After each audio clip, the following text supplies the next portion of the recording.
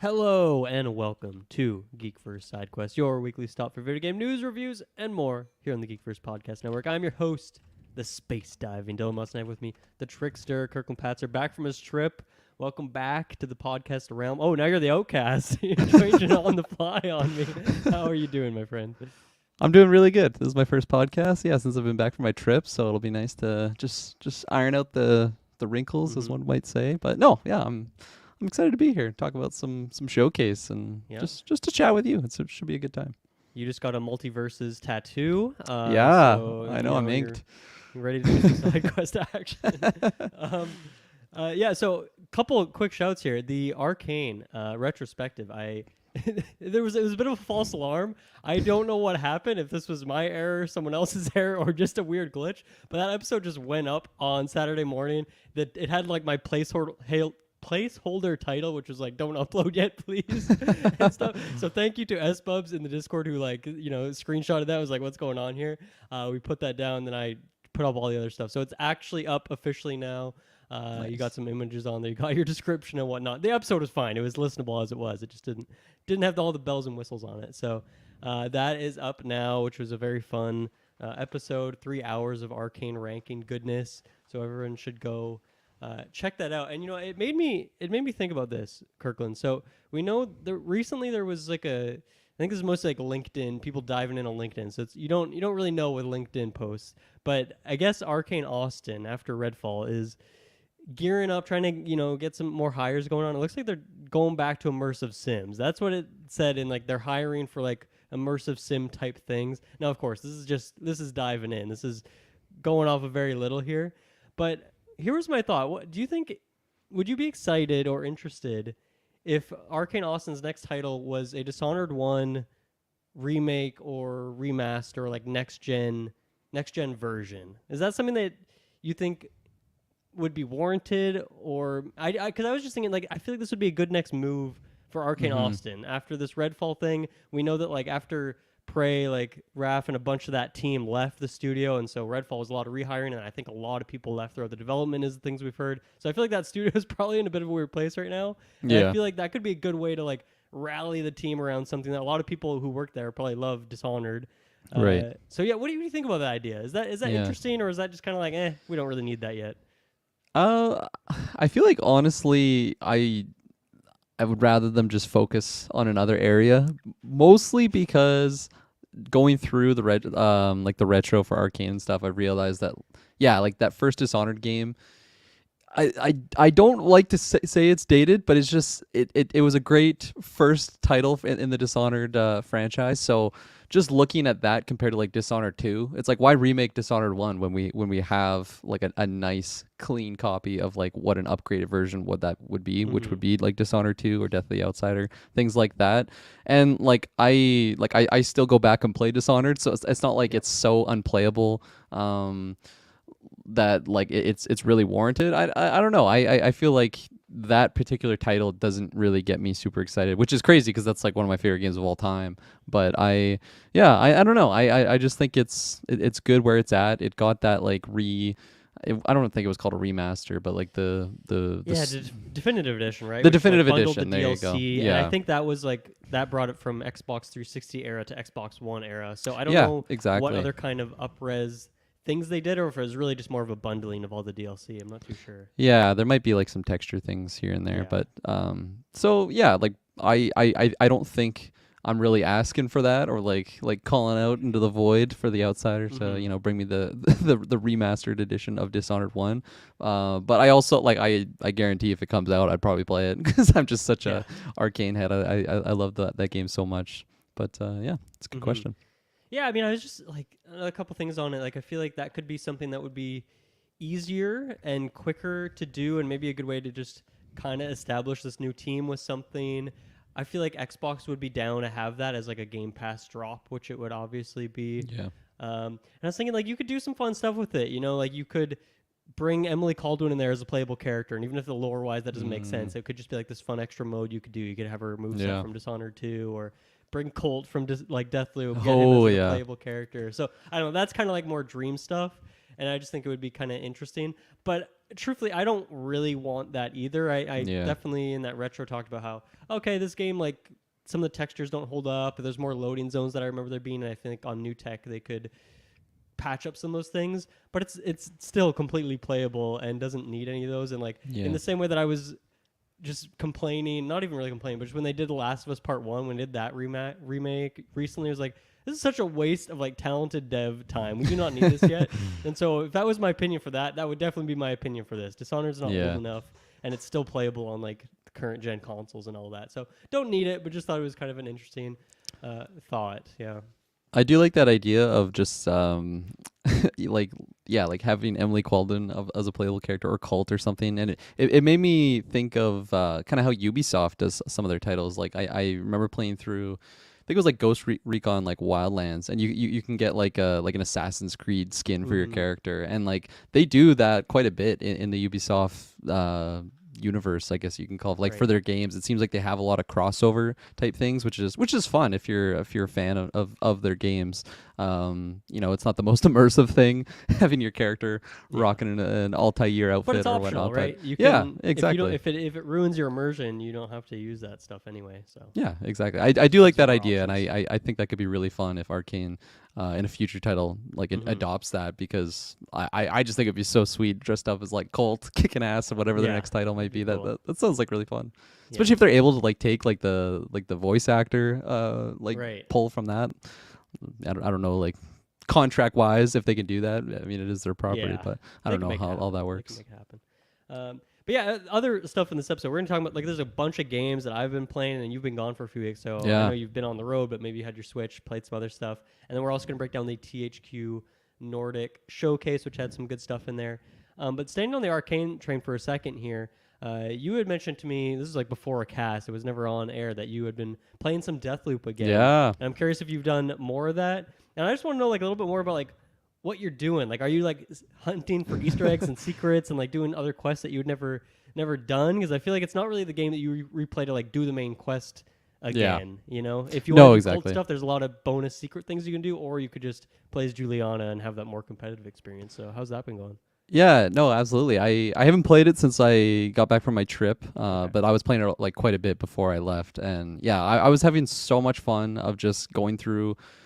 Yeah, like kind of retracing my steps, but also treading a new path on the adventure that you are as Colt. I tried queuing up for a couple games as Juliana, and like the load times were just, or not the load times, I guess the wait time to try and find a game. Yeah. It was just really bothering me. I'm like, okay, I mean, I'll try like a Saturday afternoon or something when possibly more people are playing this game.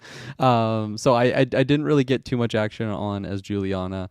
But yeah, no, basically, I like you said, like there's not one that you would go through the story, like try and mainline it. I've basically just been like going through areas that maybe I didn't like spend as much time on my initial ones. Like there's certain areas I found that I would just like go.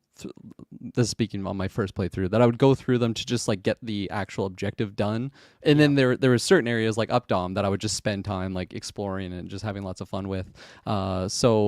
Oh my gosh, I forget the names now. Carl's Bay. Yeah, Carl's Bay. That was another like big fun one that I had there, but on my first playthrough, sorry. But I don't know. I feel like there's certain areas in that area in particular that I just never went through before. Like particularly with the guy that gets sacrificed by oh my gosh, what is her name? The cult leader. Harriet? Yeah, Harriet, thank you. So like you can save that guy and then go back there later on. I'm not sure if you did that, like little side quests on your playthrough. I never did. I feel like there's so many different ways that little interaction can play out depending on how you mess with it. No, absolutely. So just like going through that for the first time, as well as just like, I don't know, like I feel like I'm really spending like kind of a day in an area, not so much like bouncing around. Like I'll go nighttime too. Like that's when the thing opens there. But in the main quest, I don't think you're ever sent to Carl's Bay in the evening, so you wouldn't really notice that unless you just went there for fun. No, exactly. So I spent like 3 in-game days in a row only going to Carl's Bay and like literally just trying to like just become one of those characters that just knows where all like the enemies spawn and everything. And I've been having like so much fun doing that. Again, it just feels so much more immersive too, because I feel like I'm actually Colt, like figuring out this area, figuring out where my enemies are, and just like just figuring out the most cleverest way to dispatch it.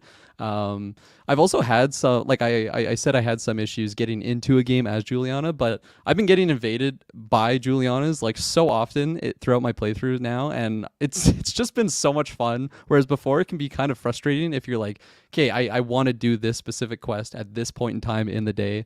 So like if I'm getting invaded by Juliana, it's just such an inconvenience. Well, it should be, because she's there to basically rain on Colt's parade. But in this time around, it's just so like entertaining, because it's like, oh, I'm getting invaded. Let's like totally lock down this one corner area, try and bait them in. And yeah, it's weird, because I feel like there's also like the time limit that I have playing the game is it's non-existent. Like I feel like I have this forever. Not that there was before, although you and I were trying to do a review, and it is always nice to actually have played through the entire storyline so we can talk about it on there. So I feel like there is some areas that I just like glossed over before on my first playthrough. But yeah, no, like that day that we were talking about it offcast, I didn't even realize on this playthrough, but you reminded me that there is some things that were added to it, like the hidden, well, not so hidden weapon, like the experimental weapon that you can unlock, or sorry, not unlock, but you can get for yourself later on. Right. I haven't gotten that one yet. I have to go in the evening, and that's not in the Carl's Bay area. So like I've said, I've been spending a lot of time there. So I am excited to try my hands on that. But just the new like enemy types, the big boomer type guys that just explode with that paint type thing, that's been lots of fun. I feel like I have had a lot of different combat interactions, and it's probably not even so much like I'm facing more, or I'm getting myself into more situations where I'm getting hit with a lot of combat, but because I'm just like so focused on taking out Juliana as opposed to just like trying to get out of that situation as fast as possible, I'm like locking myself down in these like little rooms, and then if Juliana finds me, she can like send the enemies towards you. So I'm like just like trip mining like the doors and just getting like really creative with my defense in those situations. And it really just, I don't know, it forces my play style to be shifted in those moments where I feel like I can get really, really fast paced if I'm like using my blinks around, things like that. But I mean, when you have a character that's super powerful, especially like the first time I got invaded by Juliana, I didn't really have any of my slabs. So I felt really weak, and it's like I got to get out of these situations. But now it's, yeah, I'm just the prey is becoming the hunter, one would say, and I'm having so much fun with it. And yeah, just taking my time exploring each and every little area. I feel like the main story is going to be something that I like complete once I've done everything. Like once I actually do all the little side quest things. Or change one of the endings too in that update, so you'll have something different to see there as well. So that's because there was 3 before, right? God, was it 2 or 3? I feel like there was 2, but then one of them had like a slight variation that it could be done to it somehow. Yeah. So I forget exactly what the mechanics of that were. So I think they changed. I think they essentially extended one of them. If I remember correctly, I remember watching on YouTube. Rather than going through it again myself. But yeah, so a lot of good stuff to. Absolutely. That was some of my favorite stuff. Was like solving some of the secrets. Like there's a lot of great puzzles or hidden rooms that are so hard to get into, like all those secret dens from I forget what the names of stuff are, but like those were so much fun to find. It took me hours and hours and hours, but it felt so good to crack some of those codes. No, absolutely. Like the lockbox type things. Is that what you're talking about? Like the drop boxes? Yeah, I think so. Yeah, I don't think I got like a single one on my first playthrough. So yeah, like trying to figure out those has been lots of fun, and just utilizing like I said, just trying to shift my playstyle up from what I was the first time around. On the retro, Dante kept shouting out the Nexus slab so much. He was defending it a lot on our rankings episode, so I forced myself to utilize that one a lot more, and man, it is actually so powerful. Especially if there's certain areas where there's like 1 or 2 guys that are kind of close together, so you can only kill like 2 people with 1 shot, but there's areas that there's literally like 20 people like all crowded around. So if you can use that, just one tap them or do something creative like with your melee weapon, it's super satisfying. And yeah, I mean, like I've said this in the past. I feel like the most enjoyment I've gotten out of Arkane games are on those like replay those replay throughs of just I don't know, trying to find a new area to go about. It's one thing just finishing the story, but doing it in a very creative, satisfying manner. Once you've had time to just like sample everything that's available to you, it's lots and lots of fun. So yeah, I've been enjoying it so much. More on I mean, yeah, I'm like not really too far into the game just because I've kind of been doing my own thing, but yeah, no, so much fun. I've also kind of forgot how much I just enjoyed the Juliana cult dynamic. Like when so good, when you kill like let's say I'm getting invaded by Juliana and I best her, like when I go to like evening or afternoon or something, she's like, "Oh, you got me that time." There's like that little banter that they have is so fun and something that's very unique to the Arkane game, because when I think of like certain rivals that you might have, like let's say like a Dowd Corvo dynamic, like it's not really direct at all. Like when you do interact, it's because of a specific level. Like it's just a pre-written thing, like interaction you're gonna have. But in that one, it just feels very natural, I would say, because yeah, she could best me and then I best her, and then like the dialogue is kind of like relayed in that manner. So yeah, such a fantastic game. I highly recommend it to everyone that hasn't tried it, and if you have played it, definitely it's worth it for a replay,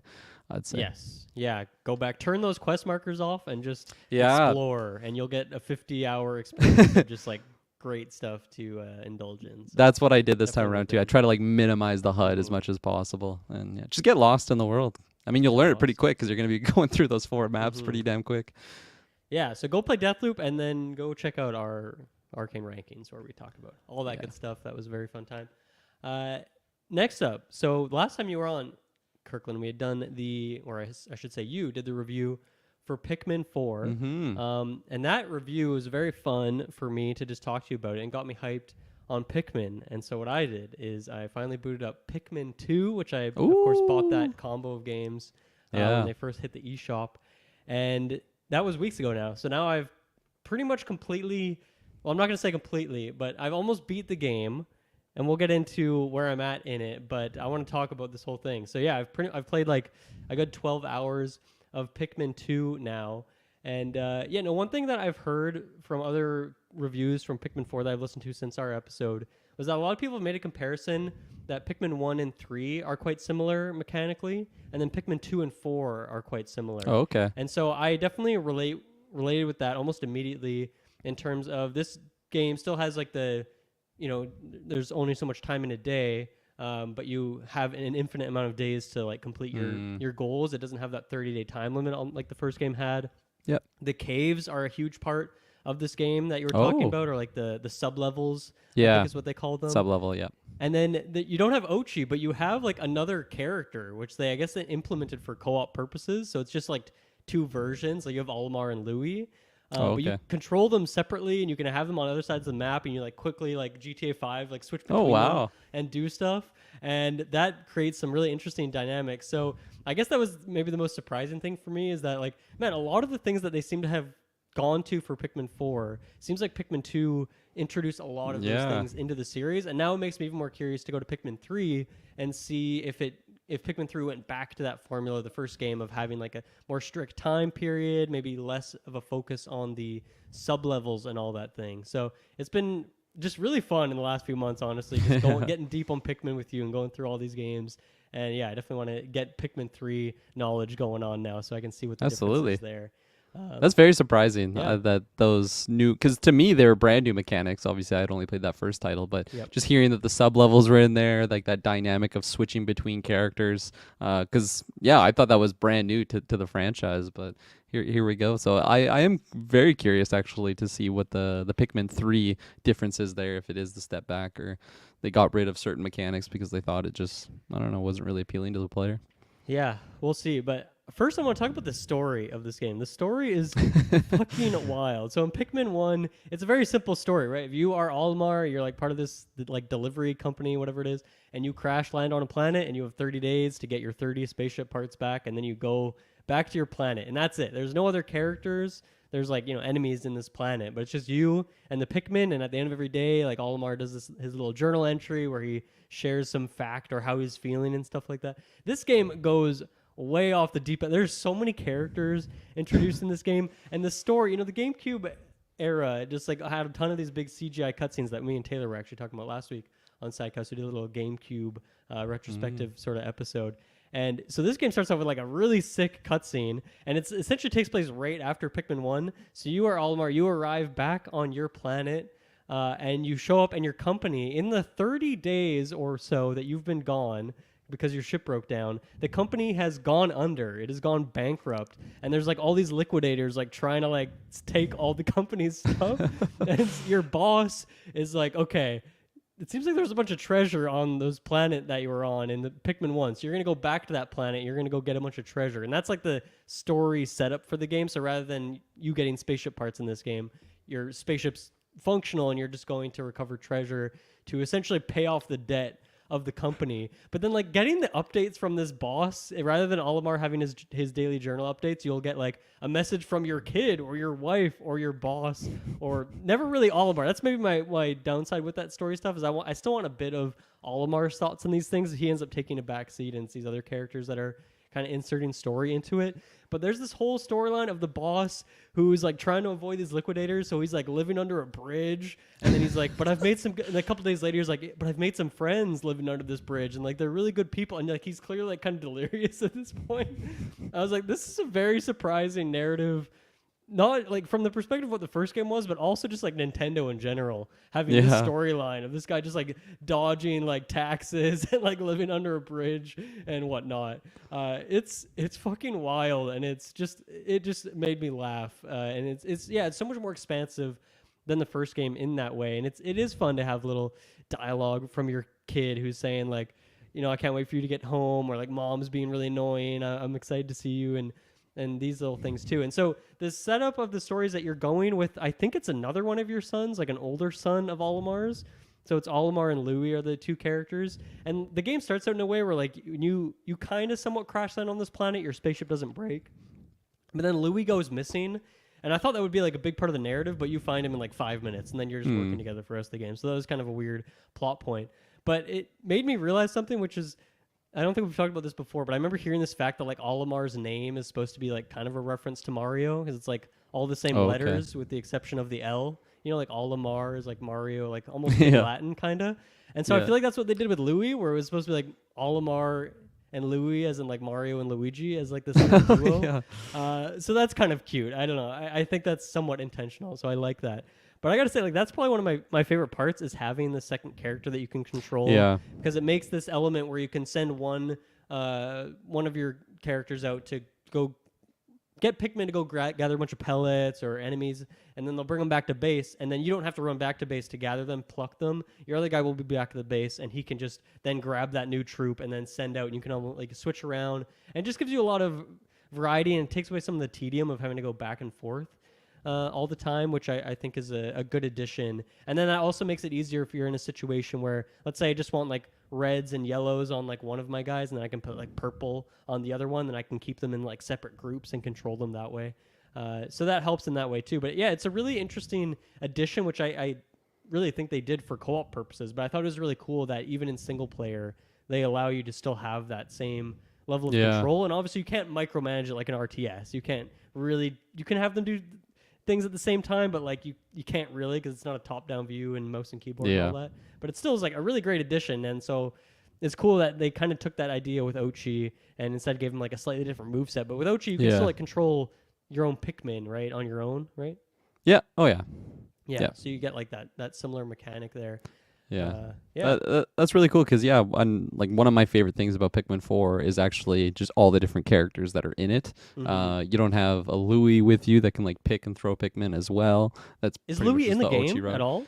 No, I had no idea who that character was. Yeah, it's I quite funny. He would come back at some point. Maybe you have to find him. Maybe he's a late game character. I mean, maybe, because that's something that I heard, that some of the best Pikmin 4 content is actually the end game stuff. So I am excited to get there. I brought my Switch on my trip, but fortunately or unfortunately, I did not boot it up once. I was busy with my family. But I just loved feeling not so empty of the world. Like I didn't feel like the lone survivor. I mean, the first game, like that's a really cool aspect of it. You're like the Martian, Matt Damon. You're the one person on this planet. But I just loved it feeling populated and having other people there with me. I just felt like I had a team with me. Although a lot of them you just kind of interact with through cutscenes or just dialogue there. A lot of them don't really go with you on missions, but you just, I don't know, you just interact with them, and I don't know, maybe you get upgrades through certain people there, here and there, and it just was so different from what that first game was. And it's cool that, I mean, Pikmin 2, they brought in Louis, but also like the boss and just your family that's just interacting with you from back home. I think that's really cool. Mm-hmm. And yeah, I mean, speaking on that, like that seems like it to be another similarity with 2 and 4 is that this game has very much kind of like that post game sort of setup to it. So slight spoilers here for Pikmin 2 if anyone doesn't want to hear spoilers for a game that's 20 years old. But like essentially you have your goal in the game rather than 30 spaceships parts, you just have to get 10,000 gold. And so you could really play the game quite differently. Like if you just maxed out on one of the areas and did all the sub-levels there, and then you could probably just leave one of the other areas almost completely unexplored, and you could probably still hit that 10K if you were really diligent and just took all the time you wanted in one place. I kind of, went around to each place and did a good amount of each one. But then once you do that, then the game changes and Louis goes missing again. And this is where he actually goes missing in like a bigger way. And then the boss joins you as that second character. So you get to play as him. God. And they all have the same moveset, but he has like his whistle is a bit different. He obviously looks a bit different. And it's fun to have that guy in there because I liked him, his personality and all that. So yeah, the post game was really interesting to me because in the game, like it has similar setup to Pikmin 1 again, where there's 4 areas in the game. And this game, you're actually going back to those same areas. They've made most of them bigger and like they've changed certain details, or you'll go through them in like the reverse order that you did in Pikmin 1. So it's a fun mix up and like one of them is now like a snowy biome rather than whatever it was before. Oh, okay. And then one fun.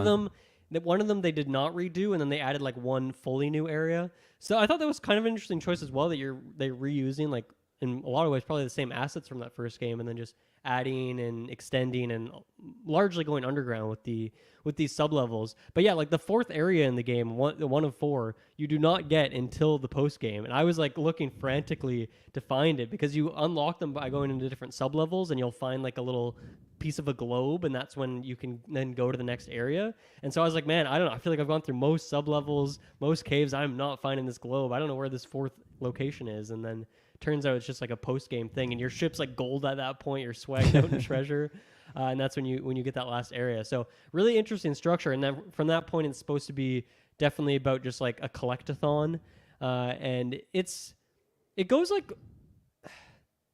This is where I'm going to get a bit negative, and this is where I actually think I took a kind of a negative turn on the game. Is that it to me it went like too hard on the collectathon-ness of it. Like, for example, when you get to that 4th area, like right by the ship, there's like a dumbbell it requires 1,000 Pikmin. So the only way to do that would be to have 100 purples.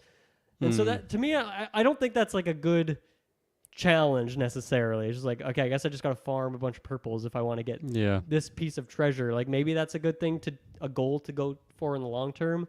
But I guess it turned the game, I feel like at that point, or even midway through the regular part of the game, is it really just turned into what felt like combat challenges. And most of the game was combat. When you go through these sub-levels, they're very linear, and there's a lot of things where, usually on the overworld, like you can dodge most combat if you want to, and then you'll have to fight a certain boss to like get a probably usual piece of treasure or something like that. But in the sub-levels, since they're so narrow and they're so linear, you do need to do a lot of combat. It's just so much combat. And I think the combat's decent in these games, but it's not amazing. It's not the best. It sounds like it's better in 4, which is new Pikmin types with Ochi. But man, it's so much. So I'm curious if you have felt that at all in the sub-levels, and if they feel similar in 4, and that most of them, or I'm going to say all of them, are combat challenges, and there isn't really like a puzzle element of like figuring out pathways or being efficient. It's more just like, just fight. That's what the game is. I feel like not so much. Maybe that's something that they kind of learned from that like previous one. It's not like I'm just only dealing with enemies. There obviously is enemies, and I mean the easiest way to clear them out is to is to just fight them so that you can have a safer area to just get your treasures back to your ship. But there is like alternative pathways that I found, like multiple ways to get to the same destination, so you can kind of strategize on if you want to I don't know, not bother with the combat. But I feel like maybe after a while they could get a little bit repetitive, but they also are just so different compared depending on which map you're kind of on. Like there's one that are very water based. There's ones that have like only electric enemies, so then you need your yellow Pikmin. And does it work the same where it recommends what type of Pikmin to bring Yes. with you? Yeah. Yeah, okay. But I feel like I haven't done enough of them to really find that repetitiveness nature to it. But maybe like in the end game type situation, I probably would have covered all those bases. But like I'm still finding Pikmin that I hadn't found before, so that makes it kind of new and exciting. But I am curious if I will eventually get to that point.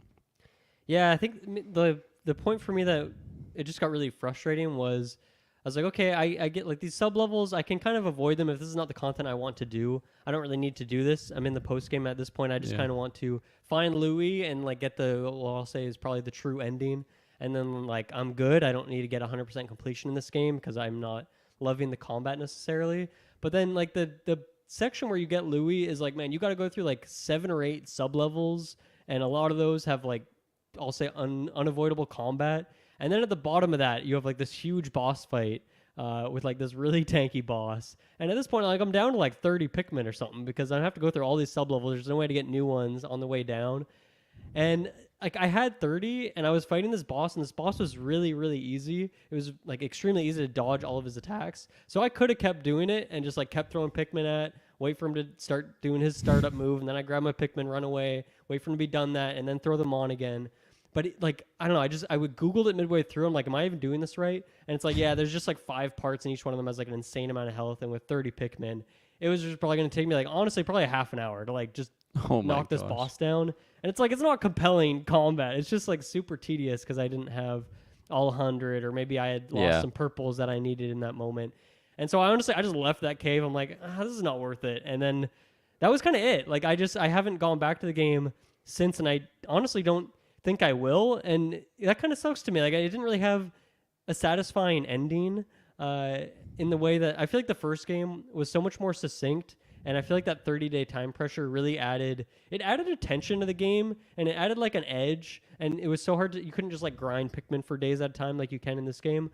That there was something about that game that was like more contained, smaller scale, that I think I just like vastly prefer to this game, which just feels like it's adding a lot of content for the sake of adding content. And you'll go through sub levels and you'll see the same layout multiple times in different caves. Yeah.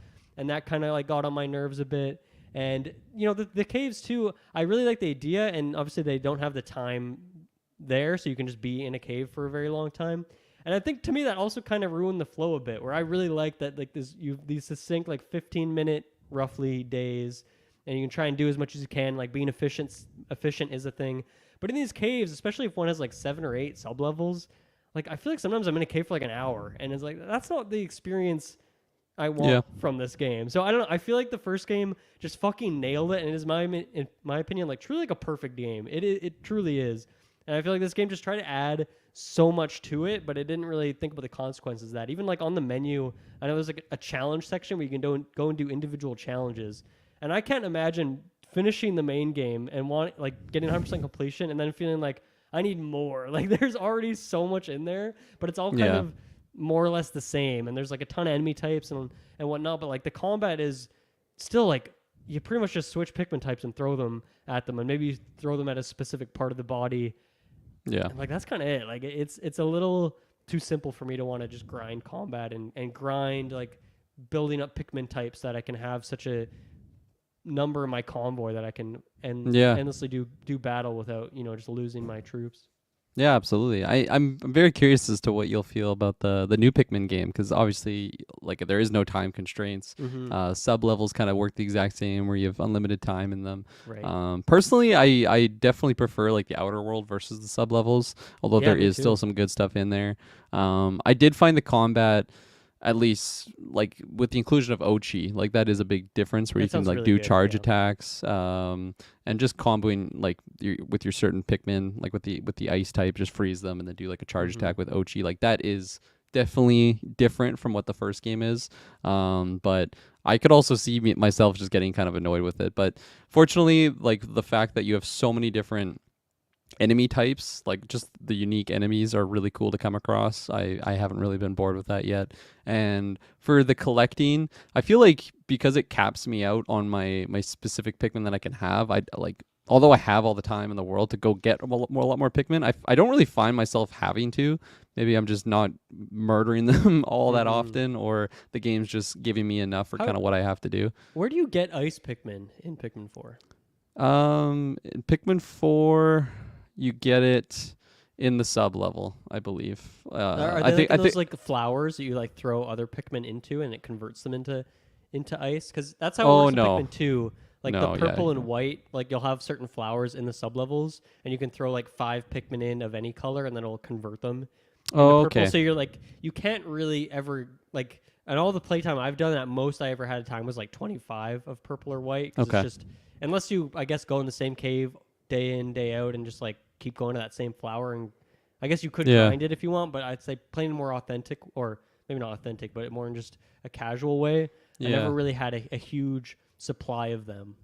I've only ever to my knowledge, you can't convert them in that sense. Okay. I've also never gone like backtracking through the different sub levels to like get them again. But I've only ever found like the ice Pikmin just in the areas that you would get them. So on a certain sub level or maybe a certain area of a map.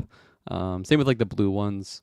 I've only ever found them in specific areas, like the water ones. So I maybe that's something that'll kind of unlock later on if you want to get your specific ones. But as of right now, on the surface level, I got my blues or my reds and my yellows, maybe some blues in a watery type zone. But yeah, no, I feel like the fact that I can't just make more ice ones have made me like been more cautious with them, not just send them to their doom. The game definitely, I mean, it's a Nintendo game, there's no difficulty slider or something. It's a family game. It's not the most challenging by any means.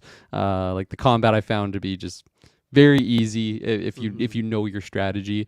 There's like single use items like bombs and stuff. I feel like I don't even need them at all. Like I never really use them at all. And like if you happen to lose like a shit ton of Pikmin, the game will just prompt you like, you want to rewind time, you want to undo that, because that was pretty bad what you just did there. I haven't had to use that at all yet, which is fortunate enough. I'm sure there'll be an instance where it's just like, wow, I just lost all of my ice Pikmin, so maybe I will have to do that, but fortunately that hasn't happened yet. I found it interesting too, like the order you get Pikmin in this game was surprising to me, where I think so you start with red, and then I feel like you either get yellow or purple next. So yellow they've changed, because in the first game you kind of just throw them higher and they pick up bombs. In this game you can't pick up bombs because that's not really like an item. And then they have the electric powers now. And so I feel like you either get yellow or purple, and then whatever one you didn't get second, you get third. And then you get white, and then you get blue last. So I found that to be an interesting thing. Maybe you could do that slightly out of order. I guess you could probably skip. I don't even know if you could skip white. I feel like purple you can definitely not skip. You need to get them to get past like an early game in the area or an early game area. But yeah, I found that compelling. I really do like the addition of purple and white. Also, I found it interesting on the Pikmin 4 review, you said that you can only like have 3 Pikmin types at a time. But in this game, you can have like all 5 out at a time. Oh, wow. So it can get a bit confusing, especially if you're in a tight area and you're trying to separate them and just get the ones you want. It can be a bit of a mess sometimes. But I think overall, there's definitely like noticeable improvements to just Pikmin AI. They're still kind of bad, but like I've noticed even like bridges in the first game, it'd be such a mess if you had 100 Pikmin. Like, no doubt some of them would fly off the bridge into the water. Yeah. But in this game, if you go near a bridge, they like huddle really tight so they can get across. So little improvements like that are definitely noticeable. They're still a little bit janky, but I think they should be a little bit janky. That feels proper for like these little Pikmin. mindless creatures that have like 5 brain cells, And their eyes, they just look at you. Oh yeah, some of them like the blue ones are so cute. That's something I've learned too from Pikmin 4. Like you can definitely get them in different order. Like I don't know if there's like a correct way to get them. I feel like ice ones you should have to get them pretty early on, because there's water zones that you do have to freeze in order to just like get across them. That's the new exciting one, so it makes sense that like early on they kind of force you to have ice. Yeah, exactly. But like I'm pretty sure I went like red, ice, and then yellow, then blue. in that order, and then I got like the poison ones or the glow ones that you'd get on Okay. the set story night mission. Like Right. you'll get that once you get that point in the game itself. But yeah, no, there's still plenty that I haven't even come across yet that I'm excited to try out. Yeah.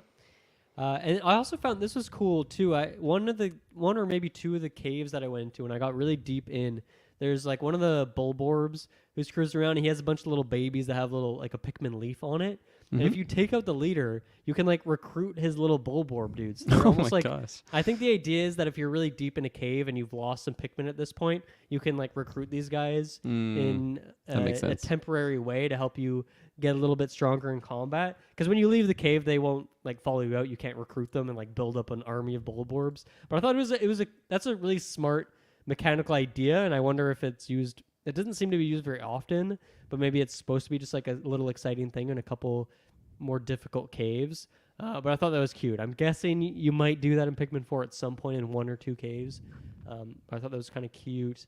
And then, yeah, so some of the sub-levels actually have been good, but it's notable that they are the exceptions and not the rule, unfortunately. But I remember I went into one. It took me a lot of work to get there. I had to like clear this gate. I had to like drain this water. And I finally went in, and it's supposed to be like a kind of a bathroom setting.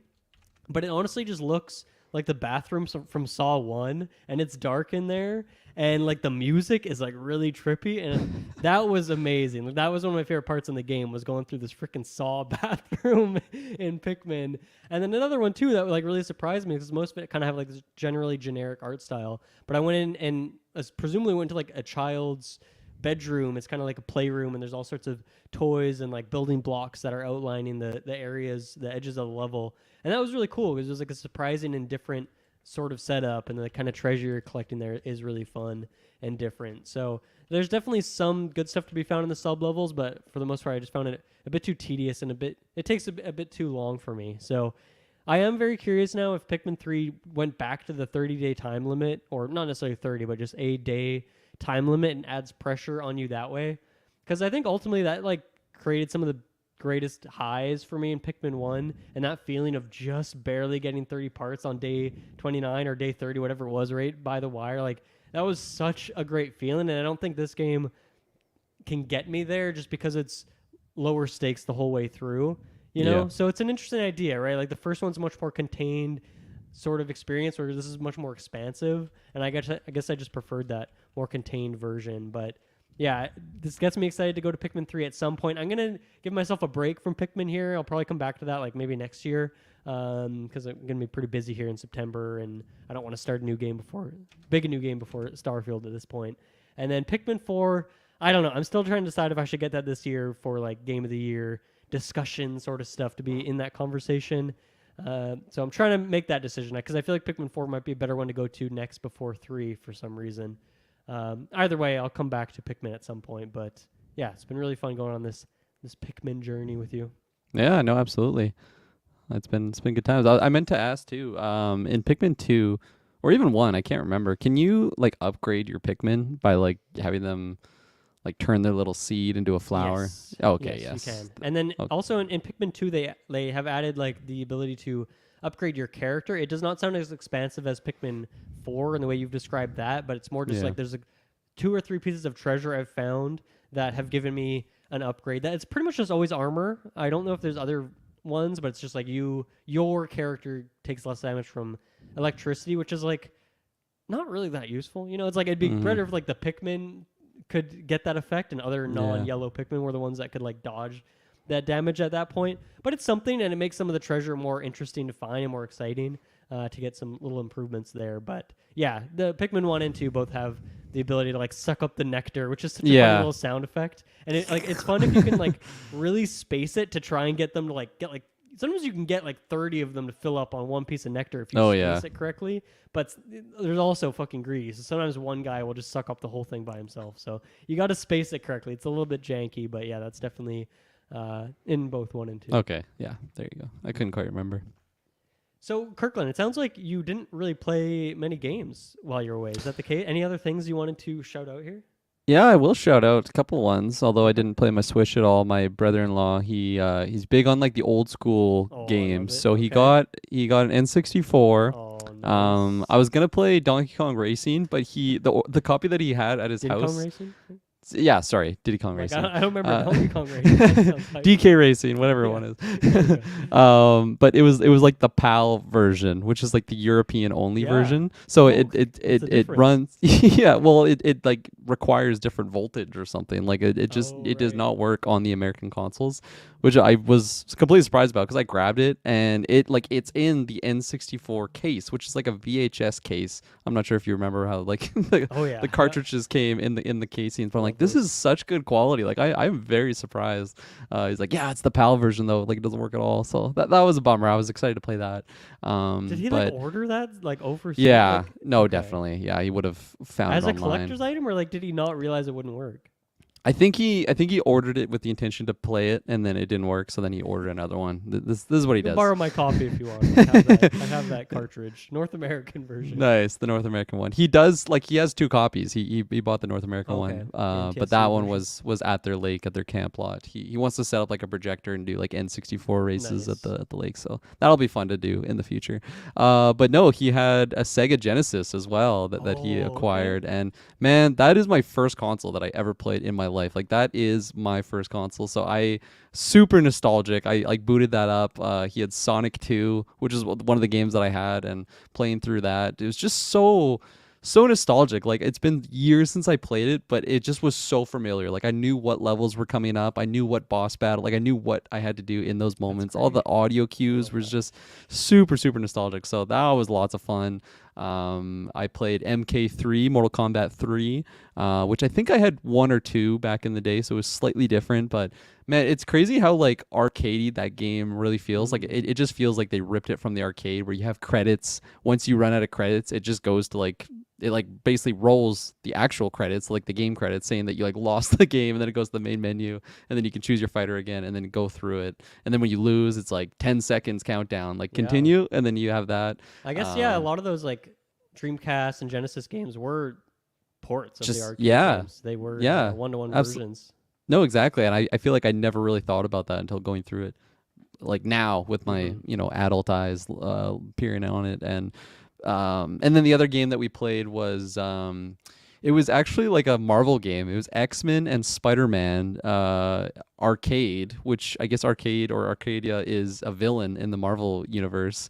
And my main takeaway from playing throughout all these Sega Genesis games is like, man, games were so flippin' hard back in the day. Yes, like I thought I arcade was gonna be able to games just crush through Sonic. Man, I was just getting demolished by the level. Like just like kept drowning in the water. Back in the day, I just terrified by that audio cue. In the Sonic games, if you're underwater for too long, it'll like do a countdown and then you'll just die because you run out of breath. And it does this like dun dun dun dun dun dun dun dun dun dun dun dun dun dun dun dun dun dun, and then it like gets faster as you're about to die. When I was younger, I would just turn off the Sega. Like I just couldn't handle that anxiety of like just the drowning music coming to get me. But like man, like it was. I'm looking at footage of this Spider-Man X-Men game. Oh This yeah. looks sick. I'm into it. Okay, and like playable characters. You start with Spider-Man, and then you get Wolverine, Gambit, I see Storm. Cyclops here. Yeah, Cyclops. It has like their profiles too when you pick them. Apparently, Cyclops' nickname is Slim. Oh, I've not heard So that it's like, before. yeah, That's it's like weird. Scott Slim Summers. Like that. That's Oh what I my had in there. God. I'm like, what the hell? This is news to me. They've never said that in the X-Men, like the old X-Men show that we're doing Animated show, retros on right now. So that was really fun, and it's interesting because you start as Spider-Man in the first level, and then you save the X-Men, and then you can play as the different X-Men. But depending on which character you choose, it's a completely different level. So I tried out with Gambit, and his level is like, you know, in like the Mario games when you're like running away from something and it's like the side scroller, but the map is moving as well, and you have to like stay ahead of whatever's chasing you. It's like that for Gambit, the first one, and it's like That's like an crazy for asteroid first type level. thing, like following. Like it was so bizarre, but you can like throw your cards and stuff. Like they all have different move sets. So that was really cool to play as, but yeah, very difficult. Just the enemies, you die very easily. But like that's what the games were like back in the day. They're very arcadey, very platformy. Just meant to, I don't know, take your quarters, I guess. But so yeah, difficult game there. Difficult for Sonic. I was just getting bopped by the level there. And for Mortal Kombat, man, holy crap! I thought I was like a strong Mortal Kombat player. Like I have the latest one. I've on camera demolished Taylor Field on it. You know, he wants to replay sometime in the future. I say anytime, any place. But anyways, going back to MK3, holy crap! Me and my brother-in-law kept swapping out just to get a single round win. Like not defeat the enemy, but just defeat them once, because it's best of 3 every time that you battle them. They like I chose the easiest tower too, because I'm not sure if you know Mortal Kombat, but like the main game is just a tower of champions, so then you have to like defeat everyone.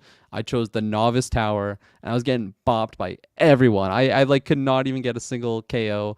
Or round win, and then eventually I was just button down. I was only playing Liu Kang, very, very powerful character, and I was just kind of abusing like his fireball attack, like just being a cheese ball in the corner, like just trying to keep distance. You do a lot more damage with your kicks too, and he has a really powerful kick attack. So I was able to finally defeat one single person, and then it went to the next competitor, and I got bopped instantly, and I just turned the game off there. I took it as a mini victory. That's crazy. But yeah, they don't make games like they used to back in the day, difficulty wise. But I had a lot of just fun going through, again, like nostalgia tripping over my Sega Genesis. And yeah, it ran very, very cleanly. One of the dogs walked by and pulled on the cord, and the whole system like crashed, which we were all like panicked about. It wasn't reading Sonic at first, but then you do the old blow in the cartridge, and it ended up working. So same tricks work all these years later. So that was lots of fun for that reason. And yeah, no, I also played the Game of Life 2 on the Switch. I didn't even know that was a thing. They made a second version, which kind of changed the rules, which I was surprised about. But that was lots of fun because I really liked that board game. Played that with the niece and nephew. They're 5 and 6, so yeah, no, it was good times. Like the social games made me really think of. Have you ever played like those Jackbox games? I played some literally 2 nights ago. Hell yeah. Okay. Jackbox. Yeah. Oh, I guess we've done it on podcast too. My gosh. What my brain is just before, elsewhere. Yeah. So, but that's very much what it reminded me of. Just those party type games, and those are always a fun time when you have a good crew with you. But yeah, Sega, man, still holds up. Yeah. Did you ever play a Dreamcast, or did you have a Dreamcast or anything like that? No, I never did. Never played it. Because I've just been hearing a lot of chatter about the Dreamcast lately, and I want to try some of these games. Lately, who's talking about the Dreamcast? I know. Lately, it seems like it's having a resurgence. It's weird. But no, I want to check out some. I want to like that's a huge blind spot for me is Sega in general. Like I think I've played Genesis once, played one of those early Sonic games at a friend's house, but like that was it. That was like one time. It wasn't like I'd go over every day or every week to play or anything like that. So big blind spot for me for sure. I've tried some of those games now on Nintendo Switch Online because they have the Genesis on there. Right. But even that, like that library isn't huge, and I'm definitely more interested in like the Dreamcast stuff anyway that I want to go back and check out. So someday I will fill in that blind spot in my gaming history. But that's fun that you got to go back, relive some of that nostalgia. And it holds up. You gotta love when it holds up. That's the best part. Yeah. You go back and it's like, oh, it's still good. Yeah, no, absolutely. Okay. For me, some of the new games I've been playing. So I feel like I finished, quote unquote, finished Pikmin 2.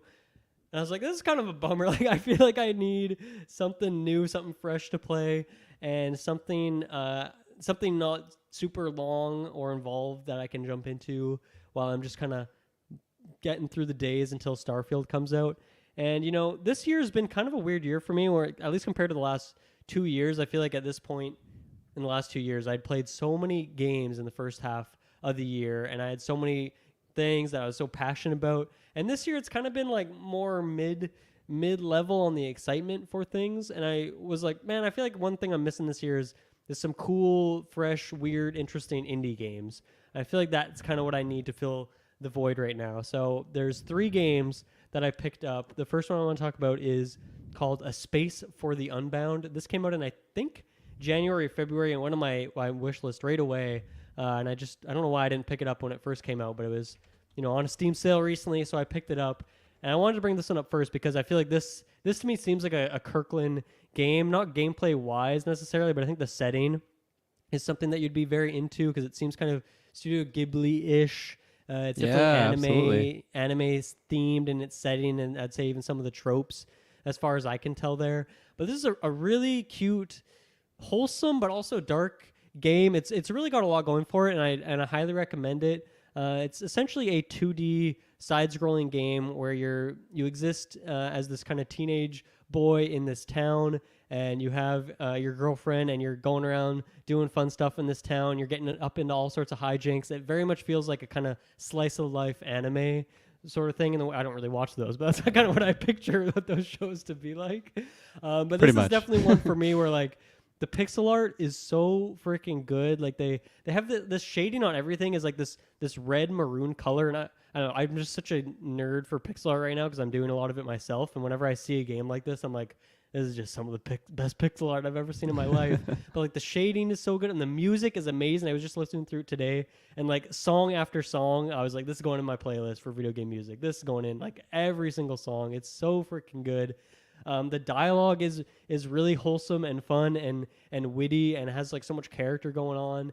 And the story is like pretty trippy because at times it's a fairly grounded game, but then there's like sort of some magic going on in this world. I don't want to spoil too much, and I also don't really know too much of what's going on. It's kind of a bit nebulous in terms of what's happening. But the one thing that your character gets pretty early on is the ability to space dive. And space diving, you're essentially going into someone's head, and you can experience, I'll say, like the inner turmoil they have, like through this little scene, and you're going in there to solve something or just talk to them or figure out what's going on.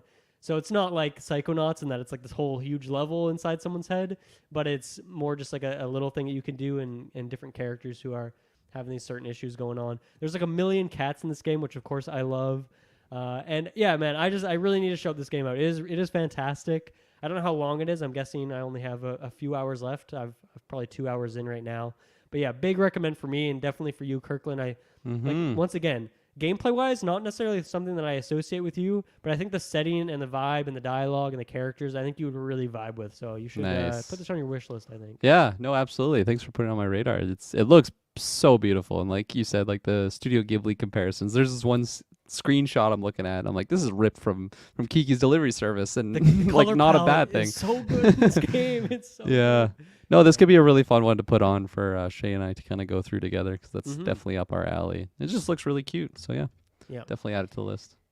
Definitely. And then the other two that I wanted to shout out. So first of all, there's this YouTuber that I enjoy named Heavy Eyed. He does like video essays and whatnot on video games. And it's interesting because I find that I don't often necessarily agree with his takes on games, and I don't even necessarily like the same games as he does. But if he thinks that something is interesting, I will probably also find it interesting. So I don't know if that makes sense, but essentially, like if he's into something, that there's something about it that I will also find compelling in some way. And so he did this video recently, which was like some underrated games that you've missed from 2023. That kind of YouTube headline that you've seen all the time. And there was two games from there that really stood out to me. The first one I'll talk about is called the Tartarus Key.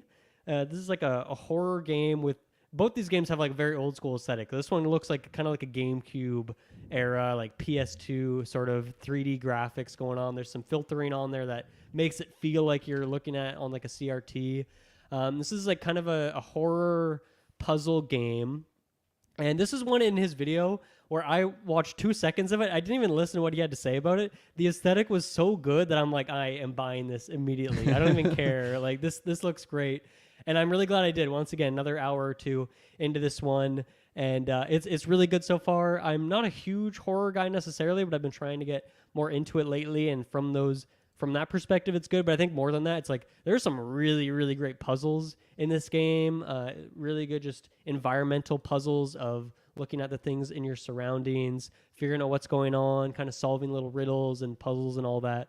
It's really good in that way. The whole thing has a very much like a Saw vibe to it. I don't know why Saw has come up twice today, but like you're in this mansion, you wake up here, you don't know why you're here, and you're trying to get out, and there's someone else in this house with you who may or may not be working with you. So it has that sort of storyline going along with it. But yeah, another really great horror game. If anyone wants to check out one of those, and what's up? I was just gonna say the aesthetic just it reminds me of like a PS1 era game, but it's like very intentional in that matter because it's like it's clearly not, because when you have like the other just like art with it, it seems very modern. But I really appreciate actually them going back to that era, because I feel like no games really do that where they go back into that PS1, maybe even PS2 era of like actual game art. But yeah, this It's looks really cool. Very much Saw vibes. There's one character that looks like he's yeah. wearing a saw trap on his neck. Yeah. No, I feel like that actually once again has been a weird trend lately where there's seems to be a lot of games that are going back to that aesthetic. Like there's this first person shooter coming out that's essentially just like a GoldenEye sequel. It's called Agent 64, I think, and it looks exactly like that, but with like a 2023 kind of sheen over top of it. This game too, like, does it in a good way where like in game your character model is like very low poly and your face has very little detail. But then when you're actually having dialogue with the other main character in the game, like this overlay pops up and when you're doing your radio chatter and your face is like much more detailed there. So you can still get like actual motion and connect to this character. But then like in the actual game itself, it really sticks to that aesthetic. But there's a trippiness to it as well where things just like almost seem like distorted if they're far away. And then when you get close to something, things also get really distorted. Like the has like very classic old like British mansion sort of aesthetic to it, like this general setting. And so it kind of has like those square outlines on the wall in the wood paneling, you know, in the hidden side of the house. Yeah. But then when you get close to it, it like morphs into like almost like an oval shape or something. Like it's a little detail in that makes you just feel unsettled. And this is one of those games where there's some trippy things going on that are they're outside the realms of reality, I'll say. And I don't know if it's like in my character's head. I don't know if it's like these elaborate illusions, or I don't know if there's just like straight up magic that exists in this world. And that's like also a really good part of it in terms of stringing me along, because I don't really know what to expect. And so once again, if you like puzzles, some of these puzzles are pretty tricky, but I love a good puzzle that makes me whip out a piece of paper and is like scribbling down a million things. Like Tunic made me do that last year, like for so much stuff. And I really enjoy that in games. You could see it as laziness that like this stuff's not contextualized well within the game, but it's just some really fun little riddles going on there. So another recommendation from me. And then the last one here is another game with a very much like a PS1, PS2 art style sort of flashback here. It's called Pseudoregalia, which I feel like is one of my favorite game titles ever. Like it's really cool. It just feels fun to play. It's fun to spell. It's a cool title. And this is like a very different style game where it is, I guess you'd call it like a platformer and a bit like a Metroidvania, where you're in this expansive world and you're cruising around and you are essentially getting upgrades in that Metroid way to your character. So maybe you'll get the ability to slide, and then you'll get the ability to do like this downwards dash that you can like then jump and get more air off of. You'll get even like some additions to your ability to swing your weapon. But it's just one of the best feeling games I can think of in like, I don't know, maybe this whole year or longer. Like just really feels really, really good to play in terms of that 3D platformer element to it. This isn't really a collectathon. It's more about like exploring and finding new places. It gets very confusing very quickly because there's no in-game map. This might be another one that I need to whip out a notepad for to like draw my own map in, because it can be confusing. But it kind of has like some Dark Souls-y elements to it where you'll feel like you're lost. You're going through all these places that you just don't know how far deep you are from where you started. But then you'll just pop out somewhere where you've been before and you recognize it, and it connects the world in this really magical and authentic way. And that's happened like multiple times, and it kind of has Dark Souls-y combat, though there isn't really a ton of combat so far. So far, mostly is about the platforming side of it. Another one too that I really like the aesthetic is very simplistic, low poly, but the music also is fantastic. So shouts to that. But honestly, if you're looking for a 3D platformer, I would highly recommend this because it just feels so freaking good to play. So yeah, shout outs to Pseudoregalia. Another cool one there. Another one I've never heard of, and it's like, yeah. I look at this and I'm like, where does Dylan find these games? Yeah, I know. I mean, I feel like A Space for the Unbound is one that was more popular, and I heard a lot of people talking about it back when it came out. But these other two, I heard zero buzz on until this video from Heavy Eyed. So shout outs to him for doing some diving here, finding some more low key hidden gems of the year. Because these are like all three like really great games, and I'm going to see all of them to the finish unless they get like super crazy near the end.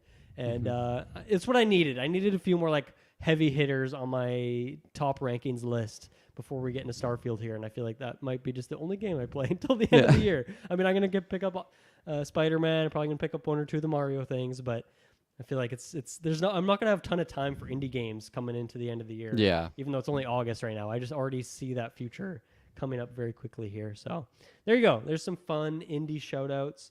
And how about with that, we take a break and then we come back and we can get into some of this THQ Nordic showcase. We'll be right back. Okay, we are back. So last week there was two showcases. There was a Devolver Digital one, which ended up not really having much going on. They actually just like delayed a bunch of games, but they did it in Devolver Digital, like very silly, funny way. So shouts to them. But then the bigger, more exciting one was THQ Nordic did a showcase showing off some of their new releases and some updates on some games.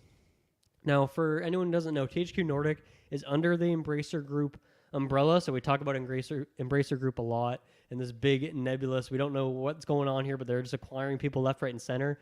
I'd say THQ Nordic is probably their biggest publisher under that label, if it makes sense. So this is maybe a good way to look at it. If you're wondering who Embracer Group is, think of THQ Nordic, think of some of the games we're about to talk about here. But Kirklin, I know you actually watched the showcase, where I just caught some highlights. So how did you feel like the showcase was in terms of just like the whole format of it, and then just the caliber of the reveals here? I really liked it. Like there's no host or anything. It just goes from one title to the next. Okay. Doesn't really mess around with showing off some weird things here and there. Like it's just all games. And I don't know. I really liked it. I feel like definitely THQ Nordic isn't my main one I pay attention to, but I've played many of their games in the past, and really enjoyed it. I liked maybe the variety too of games that were shown. There's like a race, like Wreckfest or whatever the hell, Wreckmania, whatever that one's called. There's like a racer one, and then of course you got like the big IP South Park game, and then some other like strategy games. So it was just a nice variety as opposed to just watching like a sports game only show, or just only action or only FPSs. Like it was a nice mixed bag, which I did like. Like I booted up, and of course, when you like rewatch on the YouTube, there's like the countdown, so you never know when the showcase like actually starts, I guess. And it was just showing some things that they've already had and like in the works, maybe some DLCs that's coming out for it that isn't necessarily showcased in the showcase, which was cool to just see some titles of things that I'd like never even heard of before. Just some of their I don't know, more low key titles, I guess. But yeah, overall, I did like it. You know, I just put it on when I was prepping dinner and stuff, so it was a nice little thing to have right there on the iPad. And which game do you want to talk about first? What was if you had to pick one highlight, what's your top game from the showcase? Like honestly, my top game from the showcase is called Last Train Home. Oh, I didn't even write that one down. Yeah, okay. so look into that one. It really was surprising. This is one where like it was on, and then I had to stop everything that I was doing and just like watch the whole thing. I feel like this is such a me type game. It's very reminiscent of other titles I played in the past, where it's a strategy game. The whole idea is there's like a big war going on, and then like your main hub is this train that's just going on the rails, and then you have your troops and stuff on it. So when you get to locations, you'll be doing like combat and stuff, and like you'll be kind of pimping out like each individual soldier. I'm trying to think of some different titles that kind of has that elements to it. I don't know, like I don't even know, like almost like an XCOM-y type thing with just like some light RPG sort of elements. Exactly. Like each character isn't just soldier one. Like they have a name, and then obviously like they're what they are. They have a little card with their image on it, and then you can kind of like give them specific items or whatnot, and they can all improve in their own right. Fire Emblem too, that would be another one to kind of shout out there. But then like once the combat's done, you kind of get like your resources and stuff, and then you can upgrade your train. So there's also like a home building type aspect to it, as well as the survival aspect where you need to find like supplies to just maintain your train, but also feed your troops and stuff. And you can give them tasks inside the train and kind of grow it and build there. So just a really cool concept of an idea that I've kind of played before. There's like an post-apocalyptic survival game that I'm gonna have to Google because the name is just escaping me right now, and it's making me so frustrated. But that's exactly what made me think of, where you're like sending people out for survival, and you come back and you kind of work on the home front. But it seems pretty brutal, where you'll be losing people left, right, and center. But It's just really, really cool. There's no release date on it yet, at least from what I saw in the showcase. But I really like the look of it. Coming in 2023. I don't know if that means Okay. that could be early access, so maybe don't get too excited about that. But still, this year is when it's expected to drop. Yeah, no, absolutely. But I think, the gameplay was very appealing to me. Really, really looks cool. But like, it also just looks beautiful. Like when you're actually seeing like the terrain on the map, it's not quite an RTS. You're down I to, like think designing the inside of what each train car looks like. That seems like something I would get really into. Yeah. No, absolutely. So I love to hear that. So this is definitely one that's on my radar, that thanks to the showcase, like I actually know about it, because I wouldn't have before this. And yeah, it just seems like a nice mix of different games that I really enjoy all in one package. So yeah, I'm definitely going to keep an eye on this one for sure. The highlight for me would be the Gothic 1 remake. Have you ever heard of the Gothic games? I do. And I only know because I have a good friend, shouts out to you, Quinn, back in the day. He was playing Gothic 2, because I think there's multiple games of them. Yeah. And I'm like, what the fuck game? Like, what are you playing? I like saw it on Steam or something. I like Google. First thing I saw on YouTube, it was like, why Gothic 2 is better than Skyrim. Like, that was the YouTube video. God, that's amazing. It's just like this, like, super, and like, yeah, like if the second one was pretty old, so I can only imagine when that first game was. I didn't do any Googling. Do you know off the top of your head, like when that first game I'm came on out? Steam right now. So Gothic, well, it says Gothic 1 was 2010, but that must be a remaster in itself, because Gothic 3 is 2009, so obviously something's funky going on there. But I'm guessing that was the most recent release, was Gothic 3 in 2009. So, I mean, because I've heard about this game, but only recently as well. Through another just YouTuber who covers like Morrowind and that sort of thing. And I feel like it was interesting to me, and I put it on my wish list a few months ago just because that's like, it seems like it exists in that Morrowind, in that Arx Fatalis kind of space for me, of early 2000s PC RPG kind of dark fantasy. And like, obviously that's a great time for me. And like, even those old ones, I don't even care. Like, it looks old and janky, but that's totally my aesthetic. So I do want to get those old ones, but I didn't even know there was a remake happening until watching this showcase. But yeah, it just looks like a cool old RPG that I'm into, and it's got that setting, the fantasy of it. Now I got to say, for the trailer that was in this showcase, not necessarily that exciting, because it was more of like a CG cinematic, but I think it actually did a good job of showing off what the tone of this world is, and that does seem to match with what I know about Gothic, so it seems like they're kind of getting it right there. And yeah, so this is a remake of that first game, which it also, from that video I've watched on Gothic 1, it seems like that game could very much use a remake, so this seems like it is warranted, even though there is some weird 2009 re-release. I'm guessing that's more of like an HD remaster, but don't know too much about that. But yeah, this seems really cool. I don't know if it's a day one for me. I think I gotta wait and see, and I also might even just get the original one for $2 on Steam and play that version instead. And then if I love that, maybe I'll play Gothic 2, maybe 3. Yeah. And if I love the series at that point, maybe that'd be a good time to jump into the remake. But who knows? If it's a cheaper, maybe budget title, I could see myself picking up the remake instead, because that'd probably be a good place to jump into the series. But yeah, this just seems like my cup of tea, and therefore I think it also seems like kind of your cup of tea. So yeah, any other thoughts on that one? It's hard without too much gameplay showing. Yeah, I was kind of confused in the trailer too, because I don't know if I missed it or whatnot, but I don't believe it actually said Gothic at all in the trailer. It just brought up the symbol. It brought up the symbol for Gothic like at the end, and I'm like, hey, where? Symbol.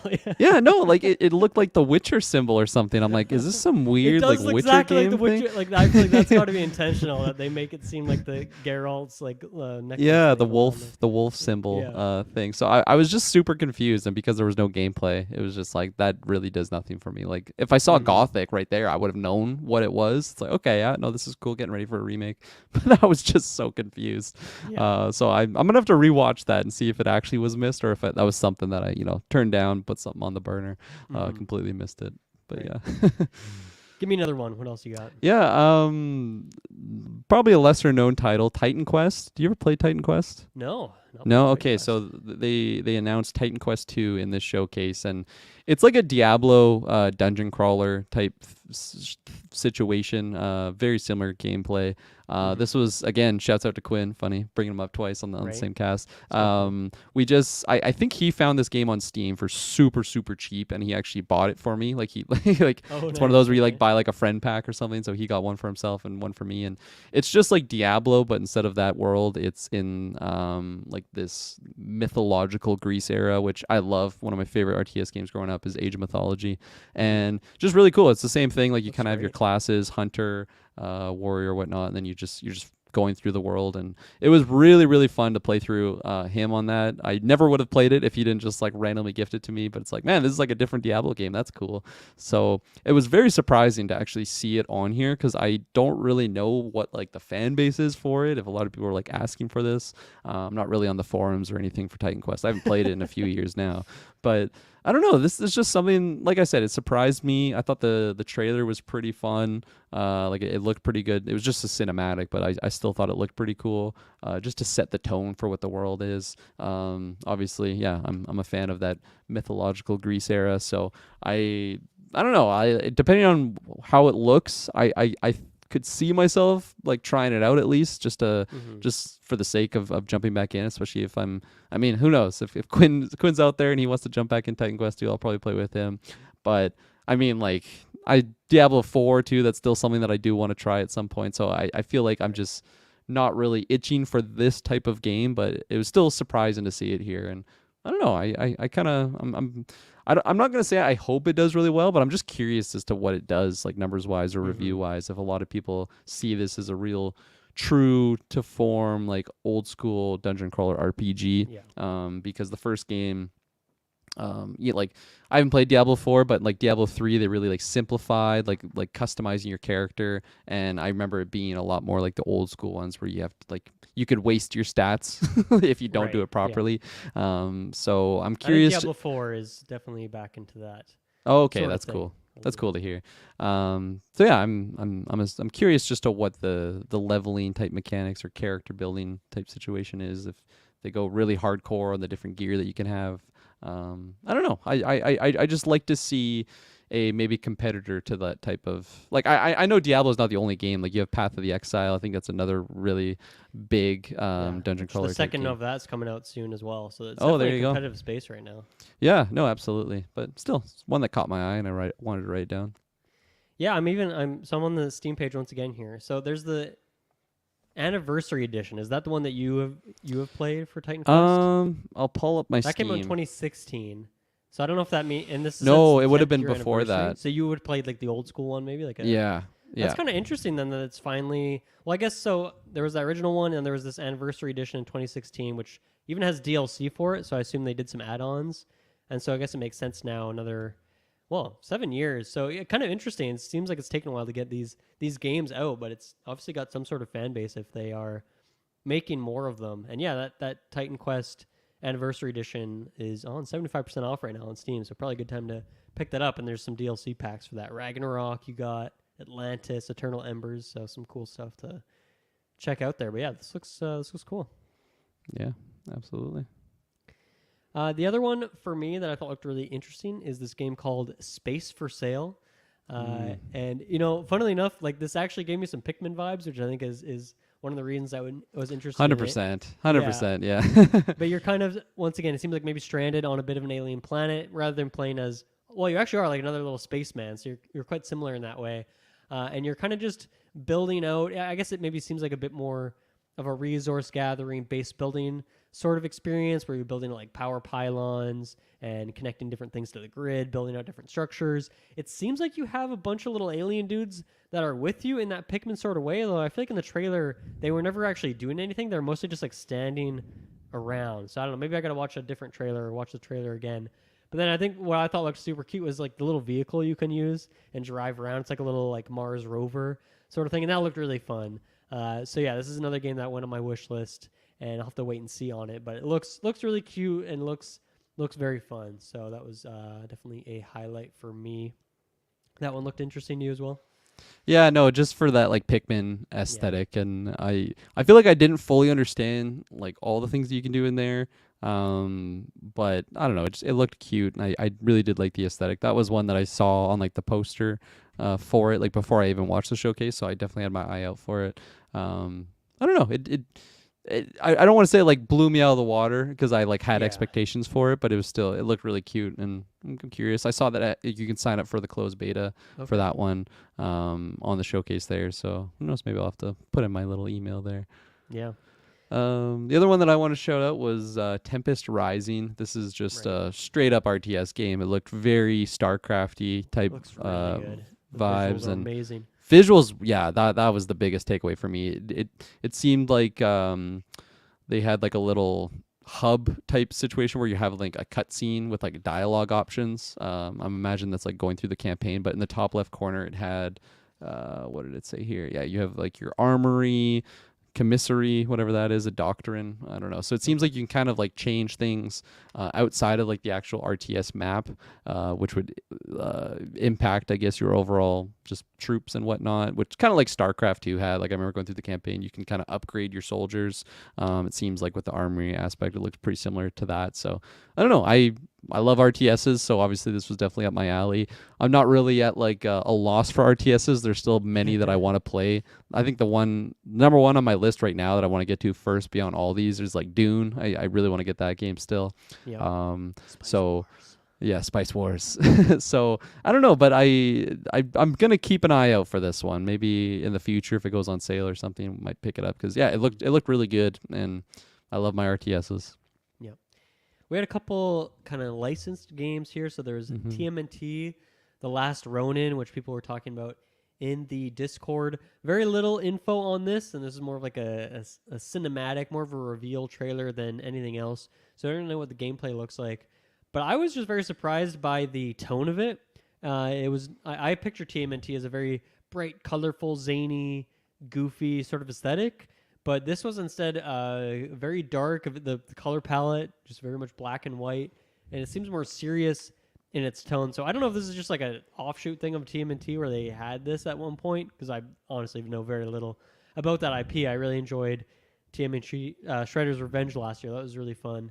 But yeah, this seems very different, and so we don't really know too much about it. But yeah, did this do anything for you? Are you surprised like me, or is this just like another side of TMNT that I'm personally not used to?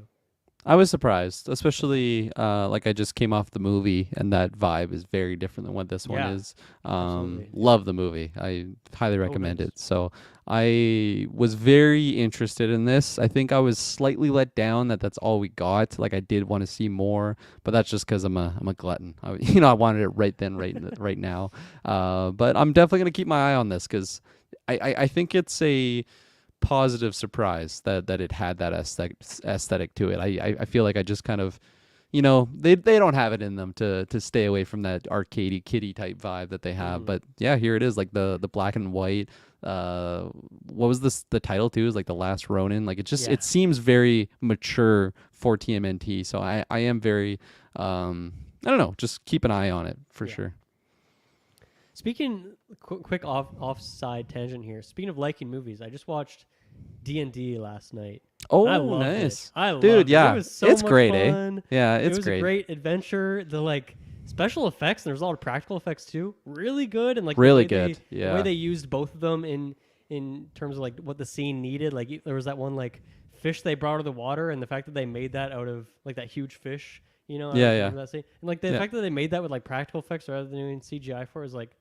I love that. I love that they did that. Yeah. So I really enjoyed that movie. That's awesome. Really great time with it. Great to hear. Yeah. No, I mean Taylor and I saw it on an early screening. Go check out our review on that on the Geek. I actually do. I do want to listen to your guys' review as well. But. We had lots of fun with it. But then Shay and I, when it came to whatever streaming services, we rewatched it there because she hadn't seen it, and we both just like loved it. Like she loved it for the first time, and I feel like I enjoyed it even more the second time around. Especially if you've played D&D, you can just really appreciate the efforts that they've gone with making. Michelle Rodriguez's character, I forget her name. Holdy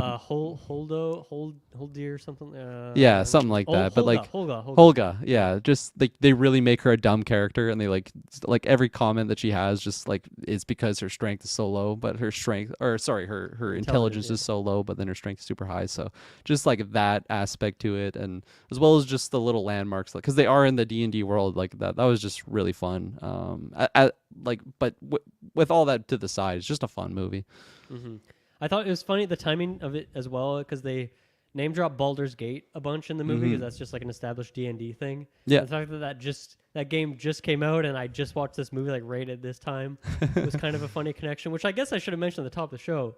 But Kirklin, that's your last game. Hell yeah. yeah. And it is sitting at fucking 97 right now. I checked that out. Off of perfect, the highest rated game of the year, higher rated than Tears of the Kingdom. We'll see if that drops or changes over time. But that is insane, and I'm very happy for you. You looks like you might be getting a win 2 years in a row here on the game. That'd be fantastic. I was expecting over 90, but the fact that it's like basically like 97, like that's just Kingdom is yeah, that's crazy to me. I'm very, very excited to get that. I had like a bunch of friends like throughout the weekend that just text me like, "Are you getting Baldur's Gate? Like it's phenomenal." And I'm like, "Oh my god!" Like, no, I'm in Alberta right now, but I'm going through a move, so I probably shouldn't get it right away. But I very much want to get that. I'll definitely get it on PS5 too because I want to play through it with Shay as much as I can. Right. But yeah, everything I've seen about it just looks phenomenal and very, very like impressed that they're able to meet the expectations because it was a long time coming, that game. I think it was in beta for a long time, or maybe like a closed beta for like the something last like that. 3 or 4 years. Like people have played it. Yeah, years and years ago at this point, and they just kept working away at it. Yeah, and like I keep getting like little video snippets of people just interacting with things, and it's just as ridiculous as D&D can get, which makes me so happy. Yeah, I hope that hits Series X this year. I think the PS5 port is the next one to come, but I hope the Xbox One comes out this year because I need to play this game this year. I feel like, once again, for those game of the year discussions, I feel like to be relevant this year, I need to play it, and I really want to. I also more and more the last few weeks, months, I've been like, it is time to get that PC upgrade. My dinosaur over here is getting slow, so maybe that's a good extra push. But I also need to buy a PS5 in the next month or two because Spider-Man. So a lot of big purchases. Bills are coming. Yeah. I'm gonna get on the PlayStation 5, and I think that one comes out in September, like that version. Right. Yeah, that one at least is coming. Xbox, I think, is still TBD. Exactly. But yeah, no, I really got to upgrade my PC as well. I feel like I just haven't played Total War in a long time just because I got so frustrated with getting like frozen in the middle of a battle and then it just crashes my PC, or just like the load time sometimes. And even just like editing certain episodes. Like I cannot have any tabs open when I edit a cast now, and I can't move the mouse or it'll freeze the program. So I just like sit there, maybe go walk over, like watch some on the TV. But I've had some frustrating nights where, because back in the day, I feel like I just could have multiple tabs, edit it, like whatever it might be, watching YouTube, and then I come back now and it's just frozen. I lost everything, so then I have to completely restart. But I'm tangenting now. Just time for an upgrade. Support us on Patreon. There was another IP game here, South Park Snow Day, which seems to be quite a departure from Stick of Truth, Fractured But Whole, and those games were like years ago at this point. I don't know if there's been anything else since those.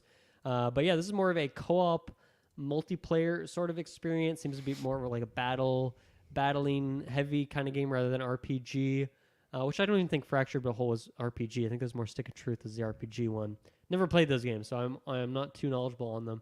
And then the big thing that they were highlighting in this trailer, which I thought was funny, and I think it works because it's South Park, is they were like, it's South Park in 3D, but it very much felt like when it was like Spy Kids 3D or like they did Saw 3D, and it was like that was all over the marketing. It's a big thing. I feel like they were kind of doing that here, as if it was a huge deal that there's like a South Park game in 3D, which I guess that is a big deal just because the show and the IP that's based on is like a very much 2D sort of thing. So I don't know, maybe it's a bigger deal than I was expecting. But yeah, what do you think about this? Are you a South Park guy? Did you play those other games? And do you care about this new release? I feel like I'm a fan of South Park because I've had a lot of enjoyment with it, but I've never really watched it, like just really, like I haven't put it on and like gone through a whole season. I've seen like the big episodes for sure. Right. Like at a friend's house, if they had it on, I would be watching it, but never really like sought it out too much. And then with the two games, I've only heard good things, and I've had multiple friends like, you got to play this. It's like, okay, yeah, no, I'll add it to my wish list. And it's been on my wish list, but I've just never really bit the bullet, even though I'm sure I would have a lot of fun with it.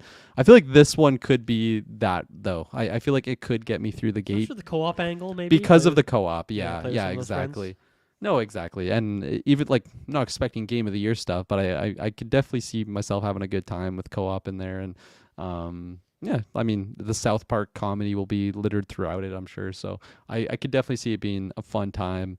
I did like the trailer for sure, where Carmen's just like, "It's a snow day. This is what we've been this is what we've been craving on. This is the best day if you're a student." And they're just like a war is going on. It's like snow day. So I thought that was really fun. But yeah, I don't know. Probably not day one, depending on what's out, I guess, what the price is, and all the other factors that come with it. Yeah. Was there anything else from the showcase that we haven't talked about yet? New Trine game. Have you ever played Trine? I have played a little bit of. Yeah. I want to say Trine 2 actually. Okay. But I kind of surprised. Not that I was surprised. I kind of just forgot about that series. And it's like, oh yeah, I guess we're on the fourth one by now. That makes sense. Yeah, I didn't jump into it for a while. Shay and I got, I think it was like PS4. They had a combo for Trine 2 and 3, I believe. Okay. That was the first time I had played it, and it's just a really fun like couch co-op game that you can play with friends. There's probably Fun multiplayer magic online. powers. Yeah, and it's like, I don't want to say basic, but it's like kind of basic in the sense it's like easy to get into. Like your wizard is gonna have wizard abilities, your rogue is gonna have like a grappling hook type thing. So really low barrier for entry, but really like satisfying, good puzzle game. And just kind of surprised me that they have another one out. I don't really remember when the last one came out. I'm assuming it would have been Trine 4. But I really like the trailer. Wait, sorry, was Trine 4 not this one? Or is there No, a it must have 5 coming been. out? Yeah, it must have been. That's why I was saying I assumed it was Trine 4 was the last one that came out. Really like the gameplay trailer, but the overall like showcase trailer was just kind of strange to me. I get what they were going for. They just had like random people on a couch, and then every once in a while like a new person would come in. It's like, hey, and it's like, oh, easy to get into, and like they just like were having fun socializing. It just seemed kind of cringy to me, but I understood why they had it, because it is getting the point across that this is a game that anyone can kind of jump into. It's satisfying. It's a good party game. But the gameplay looked really good, and it's a Trine game. You know what you're getting into if you know what the series is. Probably won't get it right away, but I could see myself getting in the future just because I think we've beaten Trine 2, but not quite Trine 3. So we'll continue on with the games that we have right now in the series. But it's cool that it's still coming out, because I'm kind of surprised with the amount of people that I bring up Trine about, and they're like, oh yeah, I've played that for sure, and just mention some good times they've had with it. Yeah, Trine 5 is actually, so it's coming out this month, August 31st. It's $30 Canadian dollars here. It's 20% off right now, like pre-release. So it's only $24 right now. Nice. That feels like kind of a steal for this. Yeah. For this like new Trine release. Like even like Trine 4 is more expensive than this. So I don't know if that's because it's like bundling 100 DLC packs, which it looks like it might be doing. That's kind of confusing to me. Maybe, I don't know if that's worrying, but it is bizarre, I will say, at the very least. But if it wasn't coming out August 31st, I would maybe consider picking it up at launch. But that's my Starfield time, so I don't think I'll be picking this up here and there. But me and you, I'd be down to play this with you at some point in the future. Hell yeah. Fun playthrough Let's if do you it. and Shay aren't playing it. So yeah, put that on the list for sure. Anything else from the showcase? Nope, that's the last one I had. But yeah, overall, like when you really when you string it all together like that, like that's a really good variety, as you mentioned, good diversity of games. And like that's like a good like 7 or 8 different things, couple surprises, couple updates on things, some stuff coming out this year, some stuff probably for the future. So shout outs to THQ Nordic over there. I don't know if we need to shout out Embracer Group because they just laid off a bunch of people earlier this year and closed a bunch of studios, so fuck them for doing that. So I don't know where I feel like THQ Nordic is still kind of somewhat separate, but they're under that big, scary umbrella nonetheless. But I think that'll do it for this episode of Sidequest. Kirklin, it was good to catch up with you, talk about some of the games we've been playing lately, catch up on the showcase. I think next week is Gamescom. That's sneaking up right around the corner here. So me and Travis will be covering that. Kirklin, you're welcome to join if you'd like to. Talking about that opening night live situation. Me and Travis need to re-pick some games for the draft. Although I feel like you're really far ahead, and I don't know if we're going to catch up anyway at this point, but I would at least like to try. But yeah, that's what's happening next week. Thank you everyone for listening. Thank you for joining me, Kirkland. Thank you to Taylor for crushing those thumbnails. Thank you to Amanda for the music. And that's it, everyone. See you next time. Bye-bye. Bye.